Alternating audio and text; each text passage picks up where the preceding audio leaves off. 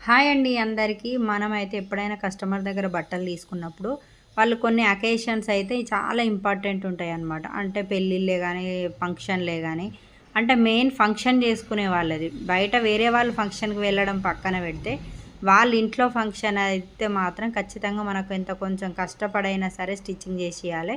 ఎందుకంటే ఒక్కొక్కసారి అర్జెంట్ ఊరికి ప్రయాణాలైతే పడతా ఉంటాయి. అంటే ఆపతే ఉండొచ్చు, సంపతే ఉండొచ్చు, ఏదో ఒకటి ఉంటది కాబట్టి అలాంటప్పుడు మనం ఫస్ట్ ఇంపార్టెంట్ అయితే వీళ్ళ ఇంట్లో ఫంక్షన్ ఉన్న వాళ్ళవి మాత్రం కంప్లీట్ చేయాలి. ఇవైతే మొత్తం ఆంధ్ర వాళ్ళయి పెళ్లి బట్టలు ఇవైతే మొత్తానికైతే. అయితే ఏంటంటే నేను ఇలాంటివైతే ఒకసారి ఫేస్ చేశాననమాట. ఒకరిది బ్లౌజులు తీసుకున్నాను. నాకు సడెన్‌గా ఇదే కొంచెం చిన్న ఆపత్ముచ్చట మీద నేను ఊరికెళ్ళవలసొచ్చిందనమాట.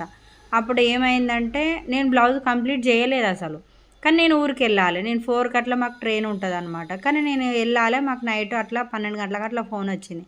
ఆ టైంలో ఏం జేయాలో జెప్పండి? అసలు చాలా కన్‌ఫ్యూజ్ అయిపోయినా. చాలా భయము, బాధ రెండున్నాయి. మళ్ళా వాళ్ళ నెంబర్ లేదు ప్రెజెంట్ నా దగ్గర. నేనెళ్తున్నాను, వీళ్ళకిచ్చిపోతానని చెప్పడానికి గూడా వాళ్ళ నెంబర్ నేను తీసుకోలేదనమాట.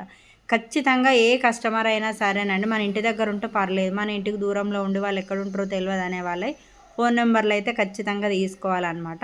అలాంటప్పుడు ఇగ నేనేం చేశానంటే, వాళ్ళ ఇల్లు నాకు తెలవదు గానీ, వాళ్ళకి తెలిసిన చుట్టాలు మాత్రం తెలుసనమాట. అయితే ఏం చేశాను, వాళ్ళ నెంబరు మన మన దగ్గరైతే ఉండే.